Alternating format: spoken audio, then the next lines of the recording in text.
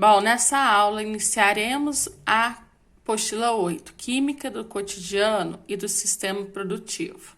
Então, a gente vai seguindo, aqui para a gente ver. No século XXI, tivemos o quê? O crescimento muito grande de indústrias, da quantidade de indústrias. Aí, o que a gente tem? A gente tem uma coisa hoje que é muito aplicada no cotidiano sobre o quê? Sobre a tal química verde. O que é o princípio da química verde? Produzir mais, consumir menos, matérias-primas renováveis. Consequentemente, redução do impacto ambiental. O gás hidrogênio, a primeira substância a gente vê do nosso cotidiano, a fórmula molecular é H2. Ele é formador de água. Em pequenas quantidades encontramos na atmosfera, gases vulcânicos, gás natural e meteoritos. Obtenção: aquecimento de hidrocarbonetos, eletrólise da água do mar, método industrial, carvão siderúrgico. Laboratório: reação de ácidos com metais ou bases fortes sobre o alumínio. Quais são os seus usos? Refrigeração de outros materiais. Fenômeno de adsorção: é um fenômeno superficial. O hidrogênio é absorvido por certos metais, onde os mesmos tornam-se catalisador de muitas reações que o hidrogênio participa. Utilizado em balões não tripulados e como matéria-prima para a fabricação de amônia. Adubos, onde que é usada a amônia, Adubos, explosivos, corantes. Então, aí está mostrando, uma grande aplicação do gás hidrogênio, que é esse processo chamado de Haber-Bosch. Então, o gás nitrogênio mais o gás hidrogênio formando a amônia. A hidrogenação de óleos vegetais, ele é utilizado para a obtenção de gorduras sólidas, que é a fabricação de margarinas. O gás nitrogênio ele é representado por N2. Ele é 78% da atmosfera. Ele está na forma de importantes minerais como o salitre do Chile, em seres vivos, nas proteínas. A sua obtenção em escala industrial é pela destilação fracionada do ar atmosférico. Então, pega-se o ar atmosférico, submete-se ele à liquefação, aí ele vai do estado gasoso para o estado líquido e lá é feita a destilação do ar atmosférico. Aí separa-se os componentes dessa mistura gasosa. Em laboratório, aquecimento do nitrito de amônio. Propriedades do gás nitrogênio. Gás incolor, inodoro e insípido, tem uma ligação tripla muito forte, consequentemente isso dá uma baixa reatividade, por isso que a gente tem 78% da atmosfera, porque ele não tem a facilidade de reagir.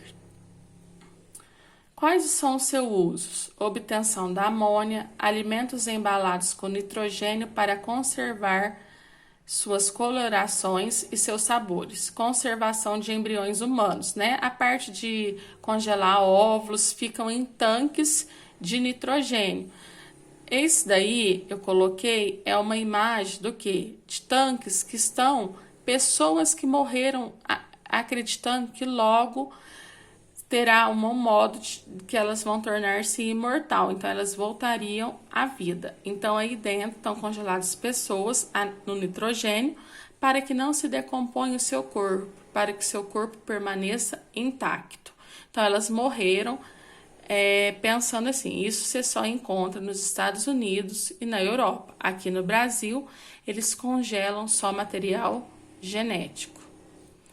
Alótropos do elemento químico oxigênio. Nós vamos ter o gás oxigênio, que é representado por O2, e o ozônio, representado por O3. O oxigênio é o elemento químico mais abundante na crosta terrestre. Respiração de animais e plantas. Combustão, ele é essencial para ter a combustão. Joseph Priestley obteve ele através do aquecimento de óxido de mercúrio 2. 21% de volume do ar atmosférico é O2, 89% em massa de água, 50% em massa da crosta terrestre. Como ele é obtido? Pela destilação fracionária do ar atmosférico, como é o caso do nitrogênio, eletrólise da água, mas é um custo alto, né, porque tem que usar eletricidade. Em laboratórios, aquecimento de sais oxigenados que têm oxigênio em sua constituição. Na fotossíntese, reposição na atmosfera. Propriedades e uso. Ele é incolor, inodoro e insípido. Solúvel em água, vida subaquática, né? Então, essa solubilidade em água permite a vida subaquática. Combustão, obtenção de calor, de combustíveis, respiração de animais e plantas, produção do aço, na forma líquida é usado em foguetes, mísseis e espaçonaves. Ozônio, vilão ou mocinho, né? Aquela história. Alótropo do elemento oxigênio. Forma-se a partir do oxigênio por meio de uma descarga elétrica de calor ou radiação ultravioleta. Em baixa atmosfera, né, na troposfera, onde que a gente habita, ele é poluente, formando o smog. Lá na estratosfera, na camada de ozônio, ele protege a Terra. Então, onde que a gente habita, o ozônio ataca a parte respiratória, circulatória, olhos, né, visão da pessoa. Então, ele é vilão. Lá na estratosfera, onde ele forma a camada de ozônio, ele é bonzinho. Então, o que acontece? Ele filtra os raios solares, protegendo, né, a Terra, protegendo a gente dos raios ultravioletas, né, que são fortes, e faz o seu filtro e, consequentemente, né, faz esse bloqueio impedindo, né, por exemplo, a pessoa exposta, né, a esses raios solares tem uma propensão maior a câncer de pele. Ele é adicionado à água para fazer o seu tratamento. O cloro. O cloro é a obtenção industrial, a eletrólise da água do mar, né, que é chamada de salmoura, em laboratórios pela oxidação do íon cloreto. É um gás esverdeado, poderoso oxidante, branqueador de tecidos, celulose, né, no papel, eliminação de micro-organismos da água potável, né? A gente sabe que na água tem cloro. Qual é a função? Eliminar micro-organismos. Matéria-prima do PVC e do hipoclorito de sódio. Bom, a primeira parte, gente, a gente já viu, é essa parte teórica. A gente vai parar aqui no cloro. Agora, em seguida, a gente vai começar a ver os exercícios.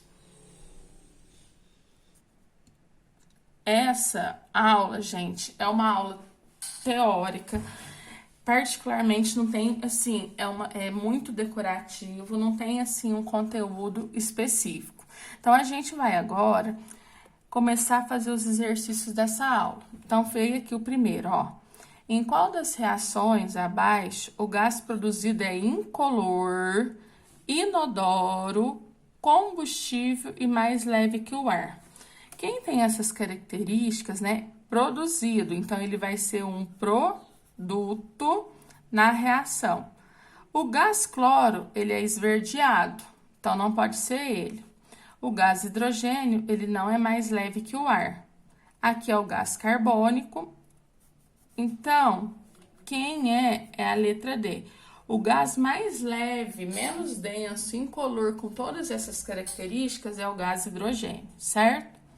Aí veio o número 2. Quando se usa hidrogênio como combustível, a energia que é liberada provém da reação. Então, eu estou usando usando hidrogênio como combustível. Então, vai ter a combustão dele. Aonde está representado isso? Por que eles querem usar o combustível hidrogênio no futuro? Porque o produto da sua combustão, ele produz o quê? Água, a sua combustão. Então, é a letra E. Vamos lá.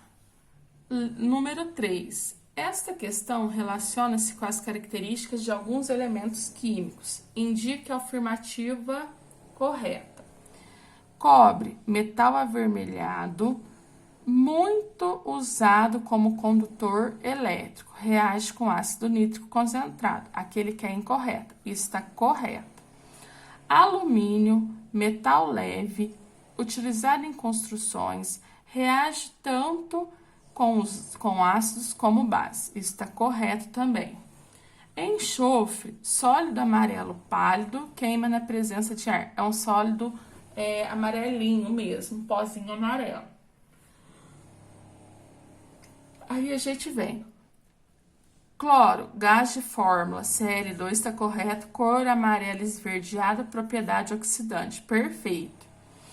Aí vem gás nitrogênio, gás amarelo de odor irritante. Gente, tá errado. Ele não tem odor irritante, ele é inodoro. Quem é irritante é o gás cloro. E ele é combustível? Não.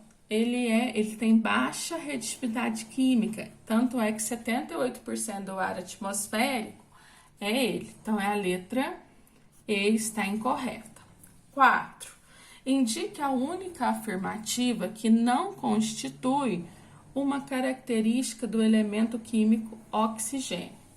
É um não metal muito eletronegativo, está correto. Forma compostos com quase todos os elementos químicos, correto. É continuamente produzido na fotossíntese, certo? Porque a planta pega o CO2 e libera O2. Forma compostos covalentes típicos com metais? Não. Com covalentes, se for com metal, os compostos são iônicos, então essa está incorreta. O ozônio é uma das suas variedades helotrópicas. Perfeito. Aí a gente tem o exercício 5 que tem que olhar essa situação, né? A corrosão do ferro causa enormes prejuízos e por isso inúmeros procedimentos foram desenvolvidos a fim de evitar a formação de ferrugem. Em um estudo sobre tal formação, pregos limpos e polidos foram colocados na seguinte situação. Aí deu aqui. Aí perguntou. Após um período de mais ou menos 8 dias, onde entre esses 4 tubos você vai ter ferrugem? Então, a gente tem isso daqui. Na onde que tem ferrugem? Para ter ferrugem, a gente precisa do quê? A gente precisa de ar úmido. Então, ó, a gente precisa de ar úmido, que seria o quê? O2 mais H2O, e também que ou a água ou o O2 em contato com o ferro. Então, observando isso, onde que a gente tem? A gente tem a letra C enquadra nisso, porque ó, nós temos o prego, o algodão e a areia úmida. Aqui nós temos um agente secante em 1, então por isso que tá fora. Em 3, o óleo bloqueia a entrada de oxigênio. E aonde? Em 4. Então, na situação 2 e 4, nos tubos 2 e 4, é propício para a formação de ferrugem. Aí veio o número 6. Em qual das reações de abaixo é produzido um gás esverdeado? Esse gás esverdeado oxidante mais denso que o ar é o gás cloro, que é o Cl2. Então, aonde que ele está sendo produzido? Na letra E.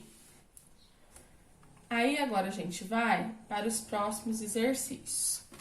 A água destilada, má condutora de corrente elétrica, torna-se boa condutora quando nela se borbulha.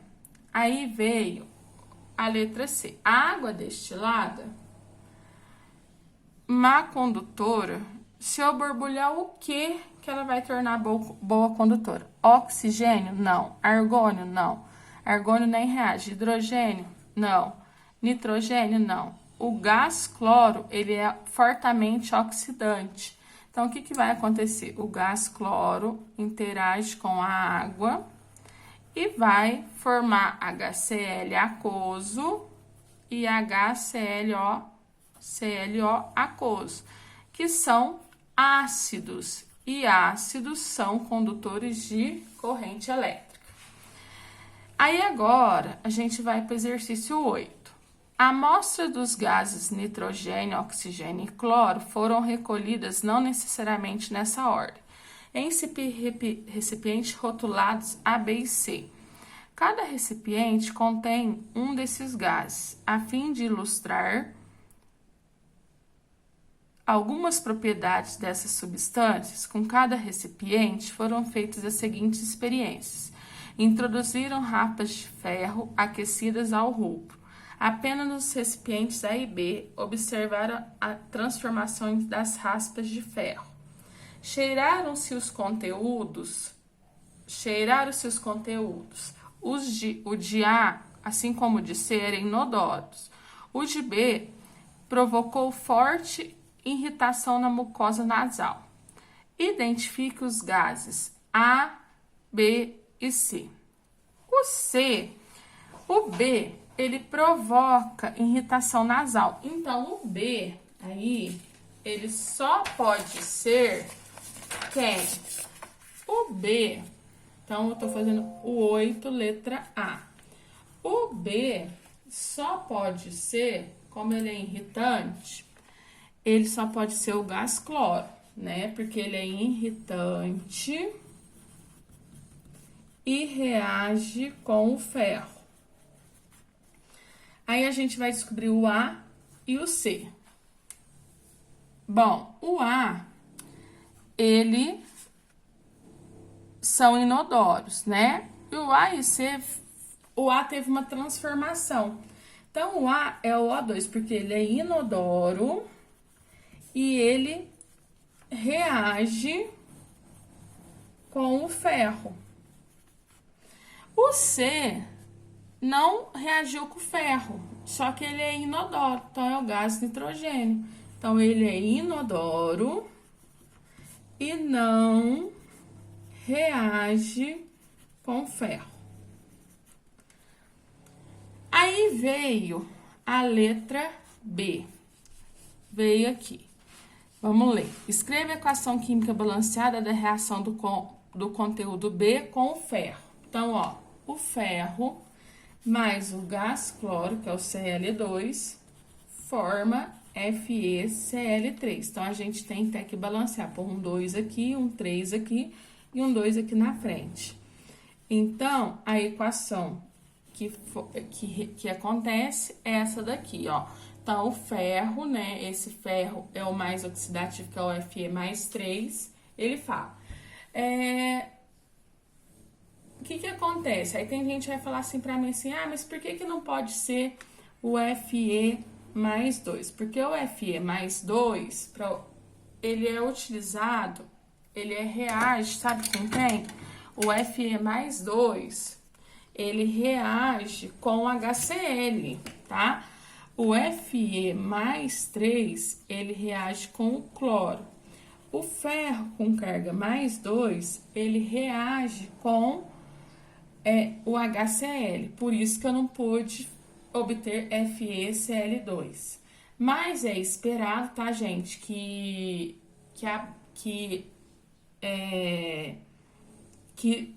aqui nesse lugar tem pessoas que vão pôr FeCl2. Aí eu acho que, na minha opinião, a banca tem que aceitar, certo?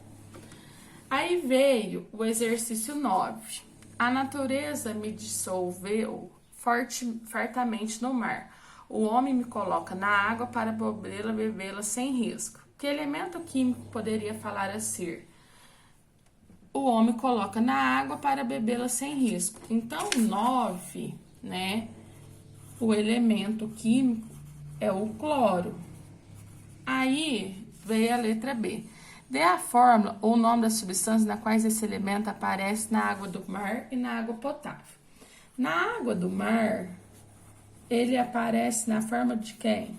Do NaCl. Na água potável, ele aparece na forma de hipoclorito de sódio.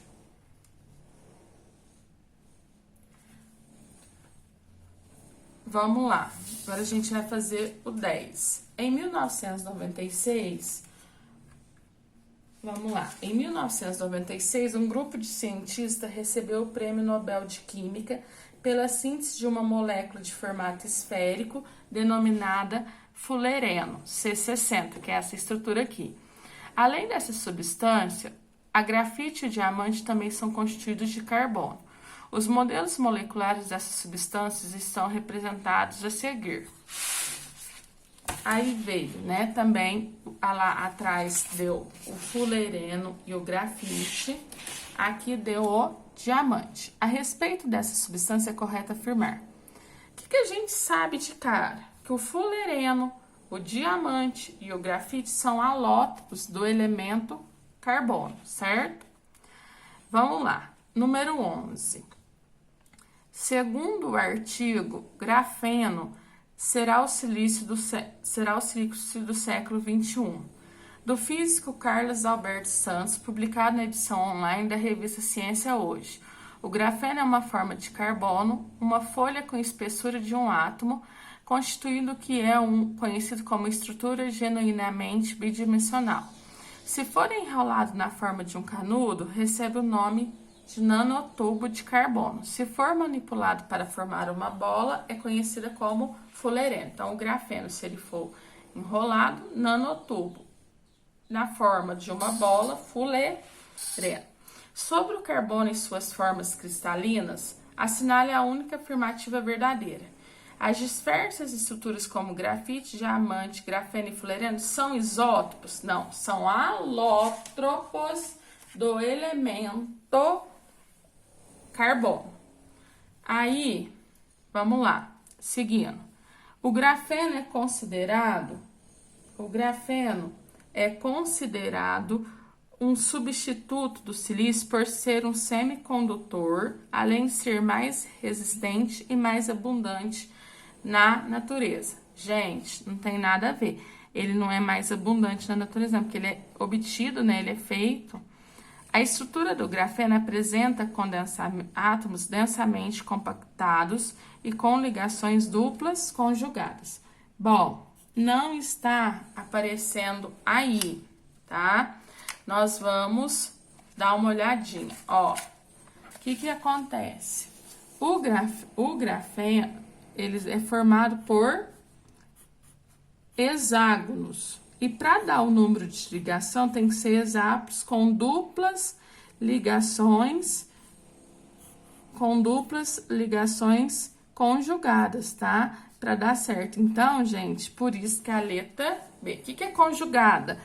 Uma ligação dupla, uma simples, uma dupla, uma simples, uma dupla, uma simples. É a alternância entre simples e dupla. Vamos lá. Número 12. Todas as águas com a denominação abaixo podem exemplificar solução de sólidos em um líquido, exceto. Bom, a única que não pode ser uma solução de um sólido em líquido é a água destilada, porque solução é mistura homogênea e a água destilada é uma substância pura.